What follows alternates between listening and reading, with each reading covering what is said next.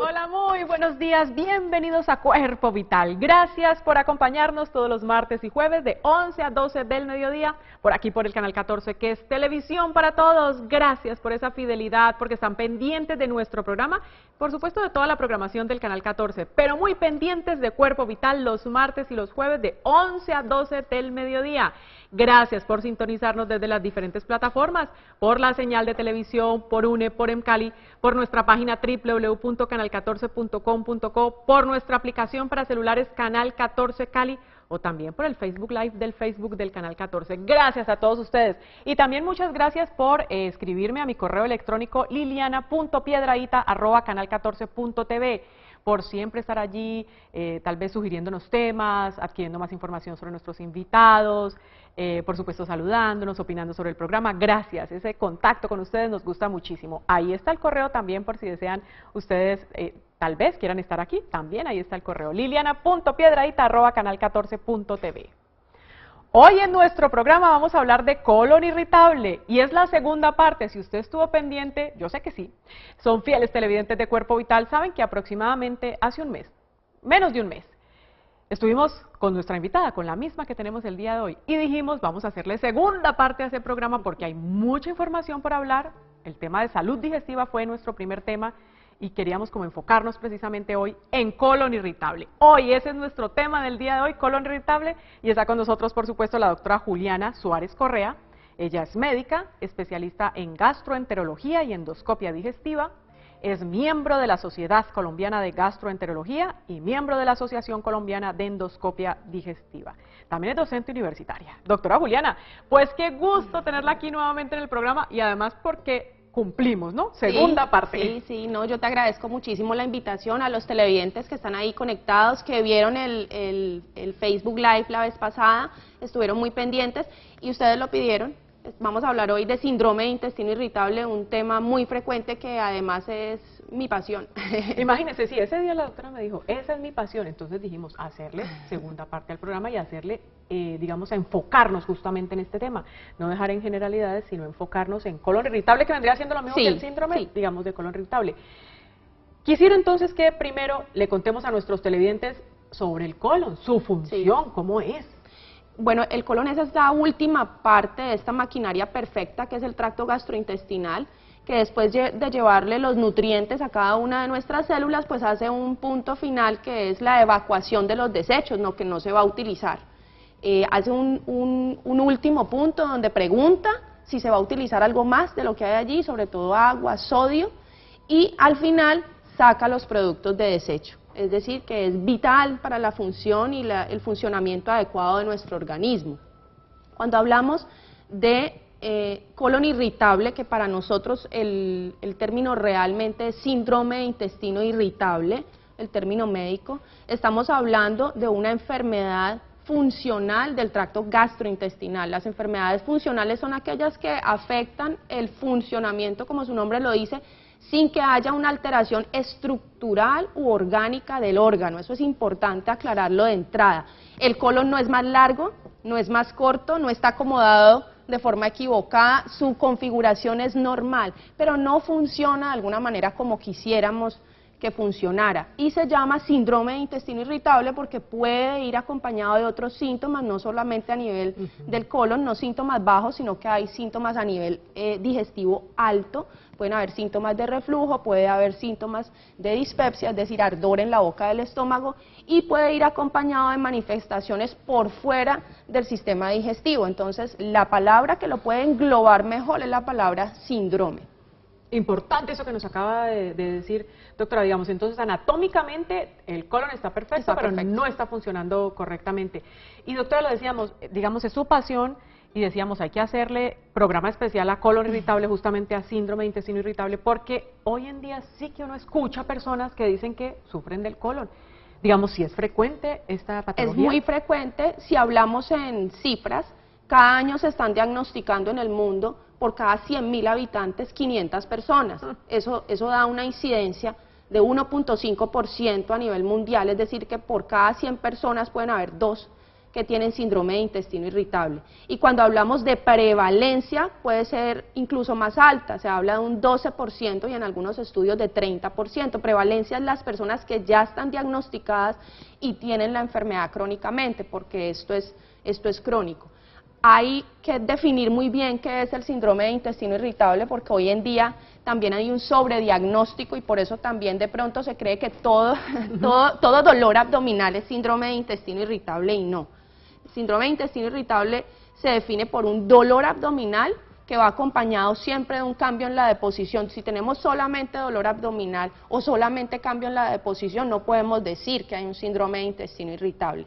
El dolor abdominal tiene además unas características, es un dolor episódico, tipo cólico, generalizado, que la persona no puede localizarlo bien. Puede decir que le duele un sector grande del abdomen, pero no puede decir un punto en específico, y el cambio de la deposición es muy variable. Puede ser en la frecuencia de la deposición, puede ser en la forma de la evacuación, puede ser en la consistencia, es decir, que yo hacía popó de cierta forma y de un momento a otro la deposición es más líquida o es más dura. Puede haber una sensación de no evacuar completamente y de tenesmo, que es la sensación como de quedar con ganas de entrar al baño. Hay un síntoma muy frecuente que es la distensión, sensación de estar inflado, lleno de gases, y la alternancia, es un punto clave. Pueden haber días que hay diarrea y días que hay estreñimiento. Estos síntomas deben llevar como mínimo 6 meses, que es lo otro, que hacemos diagnóstico de intestino irritable muy rápido, con 15 días de síntomas y ya estamos diciéndole a una persona que tiene colon irritable. Debe llevar un curso de 6 meses con una recrudescencia en los últimos 3 meses y episodios de crisis de al menos una vez por semana. Es decir, que hay unos criterios de diagnóstico que uno como gastroenterólogo pues los analiza y llega a la conclusión. Claro. No es como tan fácil llegar al diagnóstico. Exacto, eso le iba a decir, doctora, porque son muchas cosas. Digamos que puede ser diarrea, puede ser estreñimiento, el dolor en un lado, dolor específico. Entonces, por eso es que tal vez hoy en día las personas... Puede estar sobrediagnosticado también, ¿sí? Y ahí es muy importante porque de pronto se le resta importancia. Usted lo que tiene es un síndrome de intestino irritable, no se investiga, se hace un autodiagnóstico o un diagnóstico de vecino, de amigo, y estamos dejando a un lado de pronto enfermedades que pudieran ser mucho más preocupantes, como la enfermedad inflamatoria intestinal, el cáncer gastrointestinal, y le restamos importancia. El intestino irritable es muy importante, pero tenemos que estar seguros que ese es el diagnóstico y no es una enfermedad orgánica como tal del síndrome del sistema digestivo. Claro. Doctora, hablemos entonces de causas en este momento, es decir, ¿por qué es que aparece? Bueno, esta es una enfermedad multifactorial en la cual se sigue investigando, no se sabe realmente cuál es el punto que la desencadena, pero sí se han encontrado algunas cosas. Hay un componente genético, hay un componente medioambiental, la forma como estamos viviendo, la forma como nos estamos alimentando, el sedentarismo, hay un componente que tiene que ver con cambios en la flora intestinal, esas bacterias y esos microorganismos que viven normalmente en nuestro intestino, mucho más en el colon, y que cumplen funciones digestivas. En síndrome de intestino irritable se ha visto que cambian, empiezan a vivir bacterias que no tienen que vivir allí, alteran la flora intestinal y pueden empezar a desencadenar síntomas. Hay comorbilidad psiquiátrica, se ha visto una población de intestino irritable de pacientes que pueden estar cursando con trastorno de ansiedad y depresión, y el síndrome ser mucho más severo en esta población. Las mujeres tendemos a tener más el síndrome de intestino irritable, la relación mujer-hombre, si hay 2 mujeres afectadas hay un hombre, y en la práctica clínica puede ser más alta, 4 mujeres afectadas por cada hombre. Parece que hay un componente hormonal, se sabe que todo el tracto gastrointestinal tiene receptores para hormonas femeninas, y esto tiene efectos durante el ciclo menstrual, es una cosa que también es todavía materia de investigación. Y algo muy interesante que se ha encontrado y que es un factor de riesgo es la pobre calidad de vida de las personas.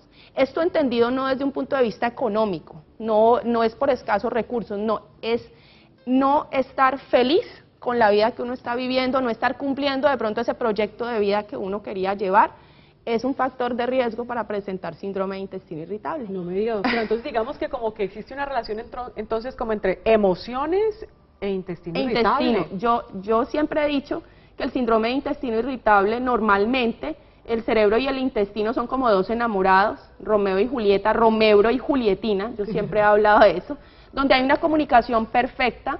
Y lo que sucede en el intestino irritable es que, como en una relación cuando se daña, no se sabe ni el momento ni el factor causante, se pierde esa comunicación perfecta que tiene el cerebro con nuestro sistema gastrointestinal y empiezan a haber unas respuestas inesperadas por parte del intestino, estas diarreas, estos episodios de indigestión inesperados y unas interpretaciones incorrectas por parte del cerebro. Es decir, que en procesos normales de la digestión, el cerebro está experimentando dolor. Entonces, me comí un almuerzo común y corriente, sí. Tú y yo no lo comimos, a ambas nos cayó de pronto un poco pesado, digamos que un sancocho de viernes, pero a la que de las dos tenga síndrome de intestino irritable, va a experimentar esa indigestión de una manera mucho más severa. Va a aparecer el dolor ahí. Va a aparecer dolor. En esto también sensibilicemos a la comunidad. El síndrome de intestino irritable a veces no comprendemos a quien lo padece. Cada persona tiene una experiencia diferente a nivel cerebral en cuanto a los síntomas. Entonces, para algunas personas tiende a afectarlas todavía más y tenemos que estar muy atentos al impacto que tenga en cada persona. Claro, claro. Doctora, pero entonces, para que quede claro, sí, digamos, esa mala alimentación que estamos teniendo el día de hoy, sí nos está llevando a sufrir más de colon irritable. Sí nos afecta, eso está claramente determinado, que la alimentación mucho más procesada es un factor de riesgo, que la ausencia de fibra, entre más dificultad haya para evacuar el colon, para limpiar los desechos intestinales, más probabilidad puede haber, no solo del síndrome de intestino irritable, sino del estreñimiento crónico funcional, que es otro trastorno funcional del sistema digestivo, eso está claro. Y yo he pensado que el síndrome de intestino irritable llega a la vida de las personas, no siempre hay que ver lo negativo, puede llegar como para que hagamos un alto en el camino y hagamos todos esos cambios en nuestro estilo de vida que son necesarios para estar bien y para ser feliz. Entonces hay que cambiar la forma de comer, hay que cambiar lo que estamos comiendo, hay que cambiar la forma como estamos viviendo. Si no estamos felices en ese lugar donde estamos, hay que mirar qué podemos hacer, actividad lúdica, ejercicio, es un manejo de todo. Un manejo completamente integral. Doctora, voy a hacer pausa para comerciales, claro que sí. Pero cuando retornemos yo también le quiero preguntar, digamos, la mala higiene de los alimentos, la mala, digamos, o la no buena manipulación de estos alimentos, ¿podría ser causante de este síndrome de intestino irritable? Ya regresamos.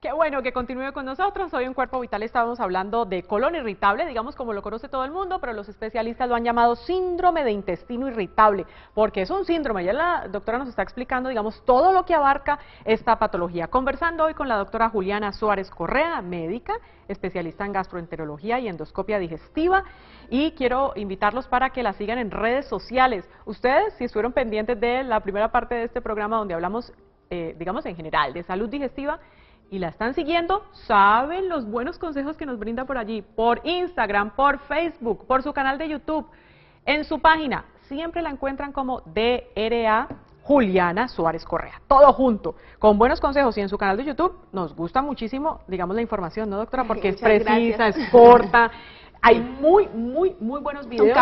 Son cápsulas excelentes, los invito a todos para que la empiecen a seguir. Y empiecen y se suscriban en ese canal de YouTube. Y me escriban de qué quieren que hablemos, me manden mensajes, interactúo con la comunidad. Qué bueno. Los temas vienen de lo que me piden. De lo que le piden, claro, doctora. Sí. Qué bueno de verdad que tenga como ese espacio también para contestar a las personas. Sí, claro que sí, y esa es la labor que hay que hacer, hay que educar, la base de la salud es la educación, estoy convencida de eso. Claro, y teniendo buena información, tal vez uno muchas veces puede prevenir muchísimas enfermedades. Claro que sí. Antes de irnos a la pausa, doctora, yo le preguntaba, digamos, la mala manipulación o la manipulación inadecuada, como para no usar, digamos, aquí esta redundancia, la manipulación inadecuada de los alimentos, la mala higiene en los alimentos, ¿podría ser causante de colon irritable? Sí, de hecho hay un síndrome de intestino irritable que se llama posinfeccioso y ocurre después de una infección gastrointestinal. Ya se sabe qué bacterias son, Campylobacter, Shigella, Salmonella, E. coli, que si no es bien tratada puede alterar la flora intestinal. Vuelvo y digo, esos microorganismos que viven con nosotros, que nos ayudan en nuestros procesos de digestión, empiezan a ser reemplazados por una serie de bacterias que no son las que tienen que estar allí. provocando síntomas. Esto se va instaurando de forma lenta, es decir, hay un episodio de gastroenteritis que dura 2-3 días y después al tiempo la persona empieza a ver que le da un cólico, ese cólico lo manda al baño, tiene un episodio de diarrea o de deposición más suelta y no acude, no consulta, de pronto se automedica, hace algo ese día, pero los meses van pasando hasta que eso se empieza a volver más severo. Lastimosamente, muchas veces se consulta 1, 2 años, 3 años después, cuando el síndrome de intestino irritable nos ha ganado terreno, ya esto está comprometiendo la calidad de vida y ya puede ser más severo.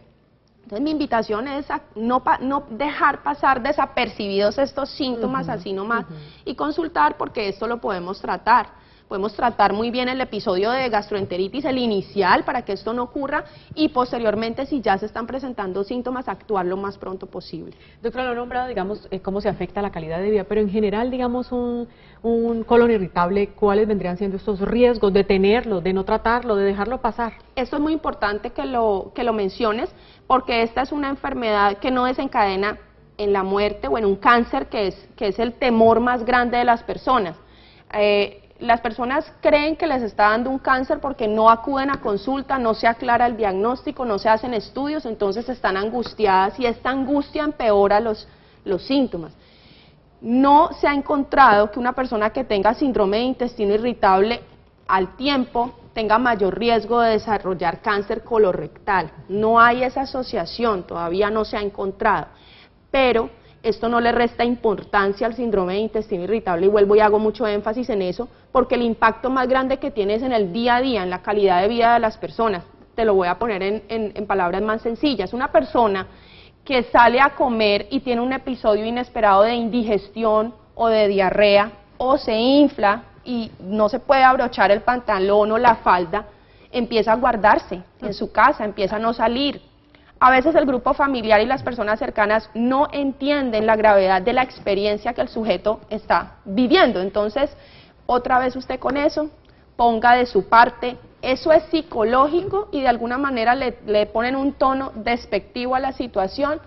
Usted ya va a tener que cargar vianda, cargue lonchera, usted ya no puede comer nada. Entonces las personas llegan a la consulta completamente destruidas, angustiadas, viviendo una vida miserable que no tiene por qué ser así. En ese sentido es que va la gravedad del trastorno, en que esto se ha asemejado a vivir con un trastorno depresivo mayor o una diabetes cuando no se trata. Por eso es que lo tenemos que tratar, porque es que esto genera miles de días de incapacidad. Las personas cuando están en una crisis de síndrome de intestino irritable tienen dificultad para ir al trabajo, tienen dificultad para atender a sus familias si son mujeres, y esto genera en el mundo, si hablamos en cifras, en Estados Unidos, 20.000 millones de dólares al año.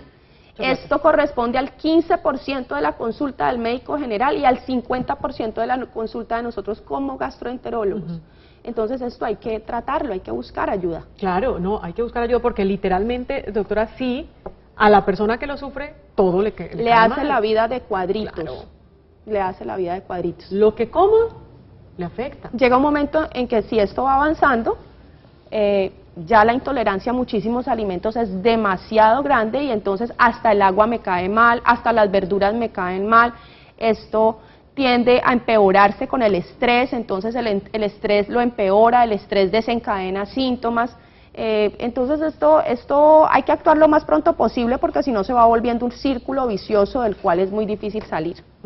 Doctora, digamos que usted habló que hay síntomas, digamos que, bueno, hay síntomas muy específicos, muy claros, como tal, pues no, pero bastantes que a veces lo hacen complejo, digamos, ese diagnóstico, pero también pueden aparecer síntomas que no tengan que ver con lo digestivo, pero digamos que estén relacionados con ese mal funcionamiento del intestino, por ejemplo. Claro que sí. Volvemos a los dos síntomas y para que la audiencia le quede, es un dolor abdominal que va acompañado con un cambio en la deposición. La deposición, la persona ve que ya no hace popó de la misma manera que lo hacía, ya sea porque entra más veces al baño, porque le empezó un estreñimiento sin ser estreñida, porque está teniendo episodios de diarrea, porque ya no evacúa normalmente como lo hacía. Entonces, dolor que va acompañado de un cambio en la deposición. Pueden haber síntomas altos, sensación de estar lleno fácilmente, síntomas de reflujo, pueden acompañar el síndrome también. Entonces, como estos síntomas van y vienen, pueden haber días donde estoy teniendo síntomas altos, días donde estoy teniendo síntomas bajos, y esto confunde.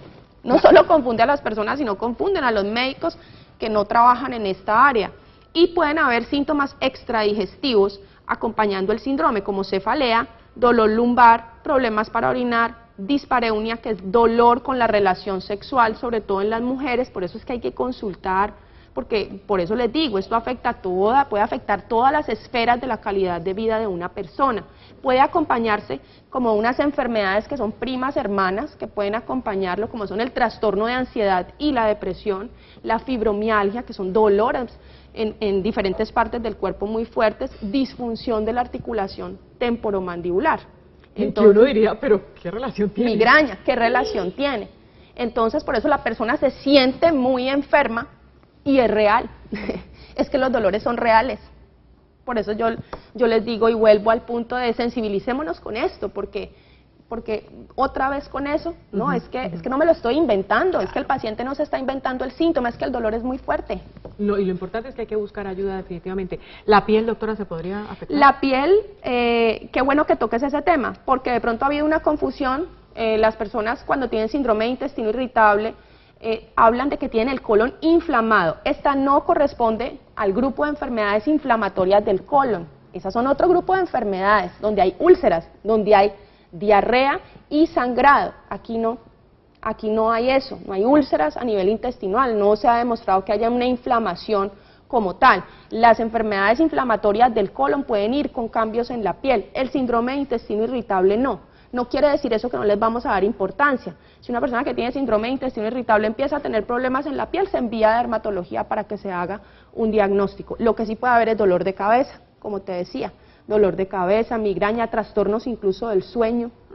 Porque el colon no está funcionando. Por el síndrome de intestino irritable. Por ese síndrome de intestino irritable. No está funcionando adecuadamente.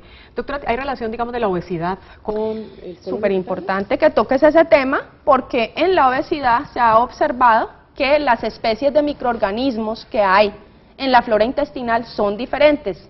Las personas que están sufriendo de obesidad son más propensas a tener unas bacterias diferentes. Yo siempre les digo esto a los pacientes: haga de cuenta que usted tiene ahí un zoológico y usted lo tiene que cuidar.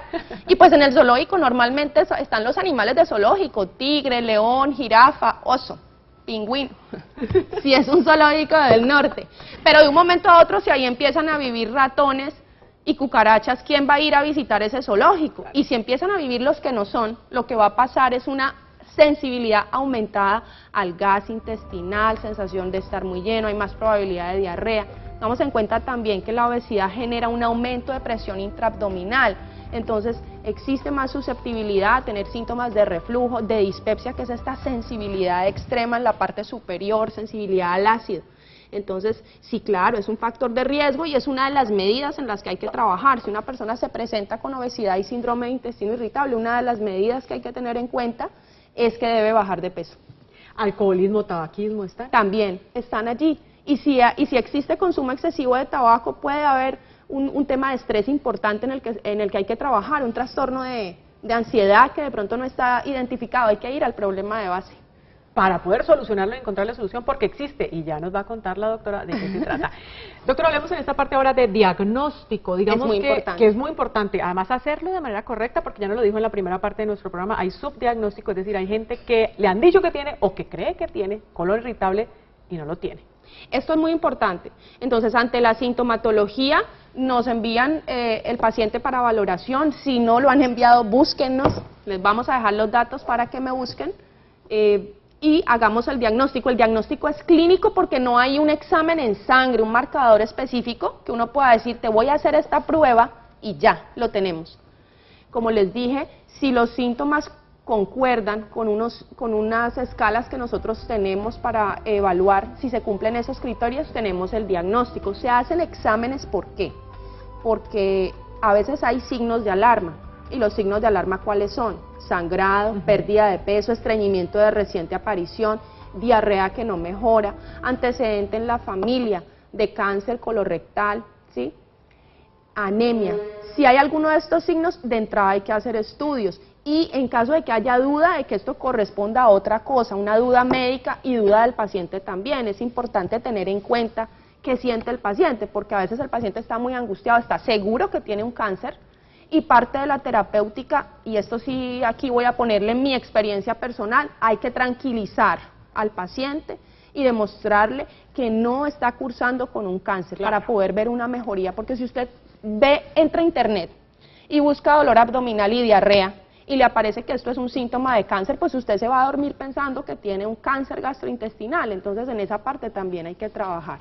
Entonces, resumiendo, se utiliza unos criterios diagnósticos y en los casos específicos se hacen unos estudios para estar seguros de que es un síndrome de intestino irritable y no es otro tipo de enfermedad. Claro, doctora, uno ha escuchado mucho sobre la colonoscopia. Después de que regresemos de la pausa para comerciales, nos cuenta, la colonoscopia sí es, digamos, un examen o una forma de hacer diagnóstico de ese colon irritable. Ya regresamos.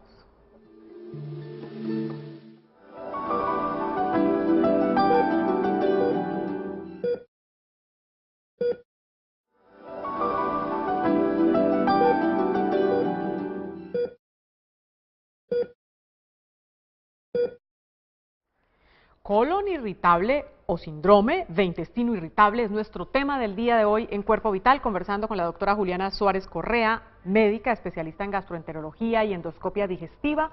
Si ustedes desean contactarla, porque ya la escucharon, busquen ayuda, contáctenla si han escuchado, digamos, ya toda la sintomatología, la tienen, se sienten incómodos, ha afectado su calidad de vida, sienten que no pueden comer nada porque todo les cae mal, pues búsquenla. Ella tiene su consultorio en la clínica Farallones, consultorio 304, pueden llamarla al 301-784-5761,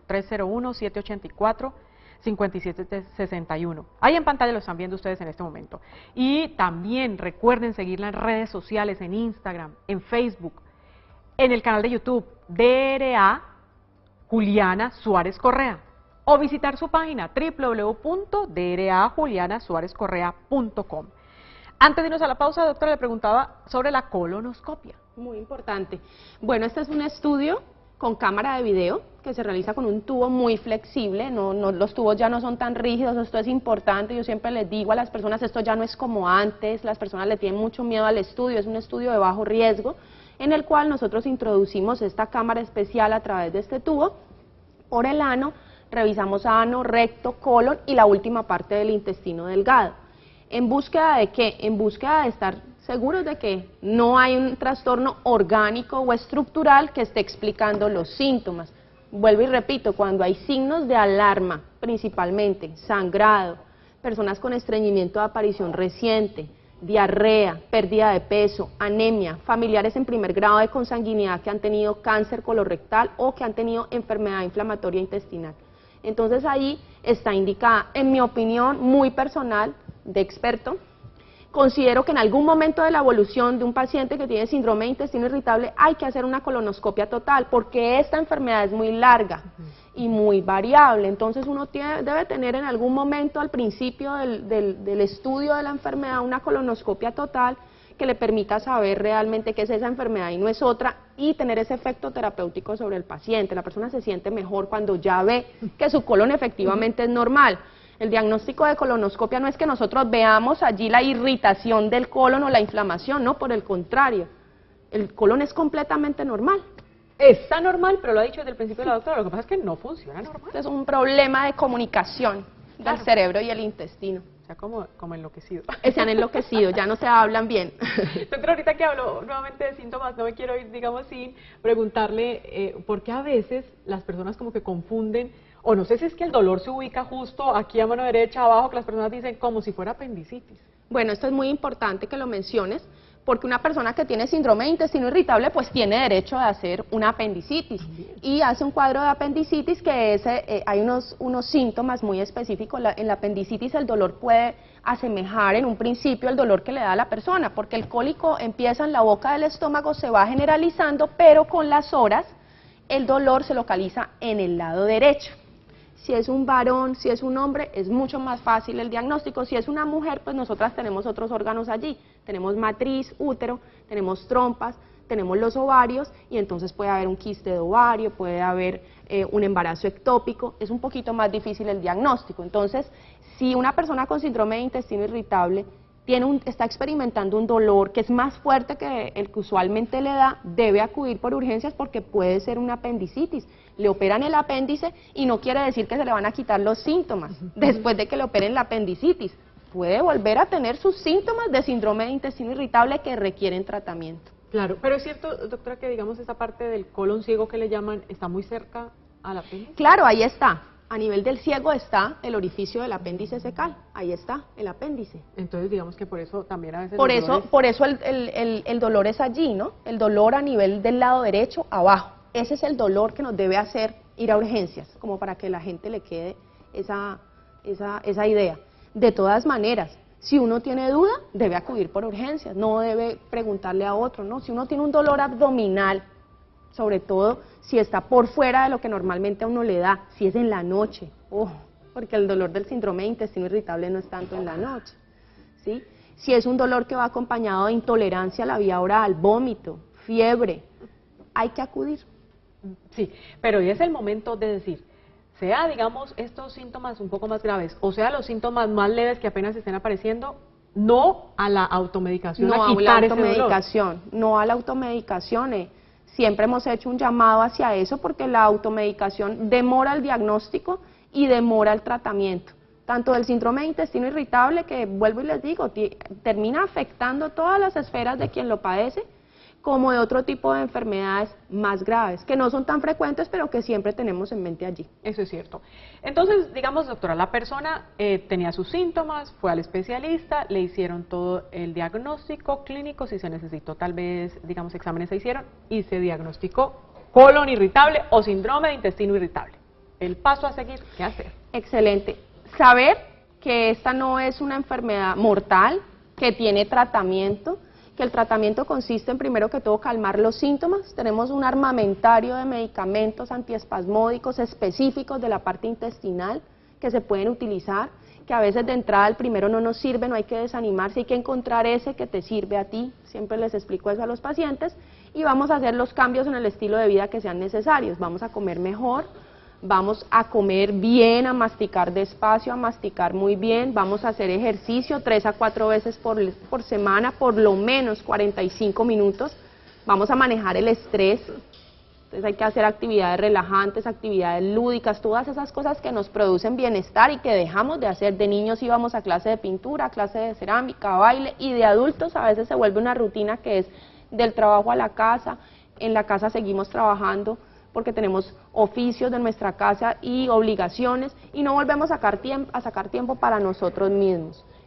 Si hay un diagnóstico, además de trastorno de ansiedad y depresión, en ese sentido hay que trabajar, ya sea con medicamentos o psicoterapia, y bajar de peso. El tema del peso es supremamente importante porque uno ve allí muchísima mejoría, si es que hay problema de peso u obesidad. Claro. Doctora, le voy a preguntar, digamos, por algunos alimentos especiales o, digamos, sí, como cosas que uno ha escuchado de las personas que dicen, yo sufro del colon, no puedo comer mucha fibra. Esto es muy importante porque se ha encontrado que hay una cosa llamada los FODMAPs, que son carbohidratos de cadena corta que se fermentan fácilmente en el intestino delgado, fructanos, fructosa, lactosa, y estos alimentos en personas que tienen síndrome de intestino irritable tienden a producir más síntomas por la posibilidad de quedarse dando vueltas a nivel del intestino delgado y generar gas. No es que a toda la población en general, específicamente a los pacientes que tienen síndrome de intestino irritable. No hay una dieta de libro que yo le puedo dar a toda la población con síndrome de intestino irritable, se evalúa de acuerdo a cada caso y se analiza individualmente. Se hace una cosa que se llama la bitácora, se va llevando un registro de esos episodios severos de síntomas que comió la persona para saber a qué es sensible, y se hacen unas recomendaciones dietarias que de acuerdo a la severidad van a ser más o menos restrictivas. A veces de entrada debemos quitar muchos alimentos y pues hay un desánimo allí porque me va a quitar todo, sí, pero va a ser un tiempo, 8 semanas, después de 8 semanas podemos empezar nuevamente a reintroducir de manera controlada esos alimentos que nos caían mal.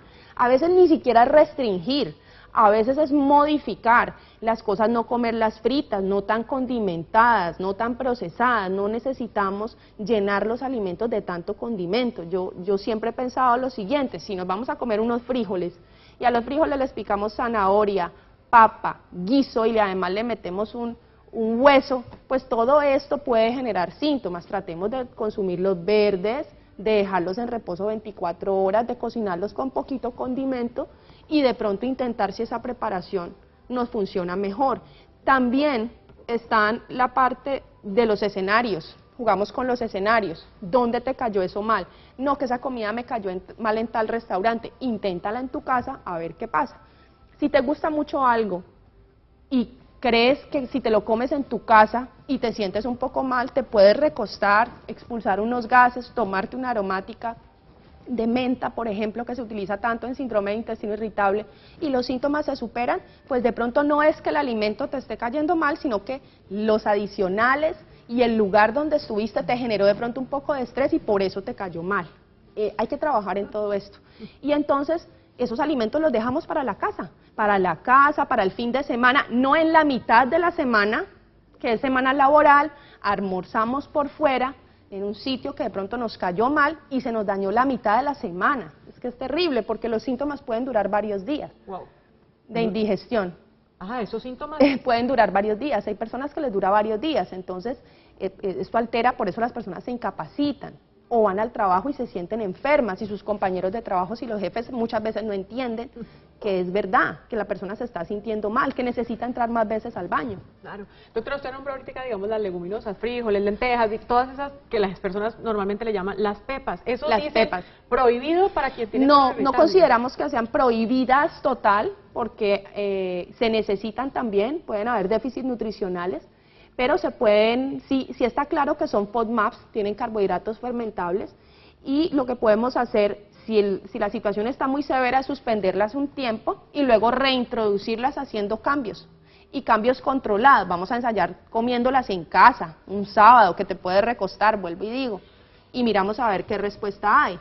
Pero no se trata como de dar una lista de no, nada de esto puede comer y váyase con esa lista. Hay que individualizar cada caso, por eso esto es tan importante consultar. Damos unas recomendaciones generales, en mis canales de información hay recomendaciones generales, pero de verdad cada caso hay que evaluarlo. Con respecto a la leche, que es frecuente la intolerancia a la lactosa, porque la lactosa es un FODMAP, es un azúcar no fermentable, tiende a producir síntomas en las personas que tienen síndrome de intestino irritable. Entonces, ahí, ¿qué hay que hacer? Hay que eliminar los lácteos enteros, pero no necesariamente hay que eliminar todos los productos lácteos. Los que tienen menos lactosa, por ejemplo el yogur y el yogur griego, pueden no caernos mal. Entonces, este tipo de cosas se pueden intentar, porque esto también incapacita a la persona, o sea, la persona sale y ya siente que no puede comer absolutamente nada, y esa no es la idea.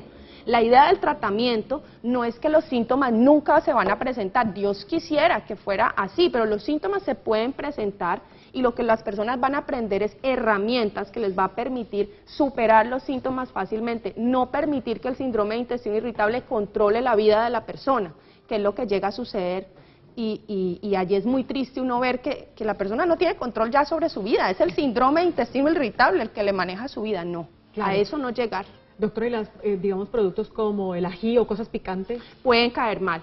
Claro que sí, el ají, el chocolate, el tinto, son alimentos que uno evalúa punto a punto si generan síntomas y si hay que retirarlos y retirarlos un tiempo se retiran. Claro que sí. Casi que la escucho, doctora, y es como un ensayo, ¿no? Como prueba sí, prueba y error, como que prueba y error. Que no me cae bien, ir haciendo el análisis. Bueno, pero doctora, voy a hacer la pausa para comerciales. Claro Cuando regresemos le voy a preguntar. Se lo ha dicho desde el principio, esta es como una patología crónica, pero ¿tendrá cura en algún momento? Es decir, ¿llegará el momento en que la persona que algún día le cayó mal, digamos, la leche, pueda volver a tomarla sin ningún problema porque se curó? Todo eso lo hablamos después de la pausa, ya regresamos. Claro.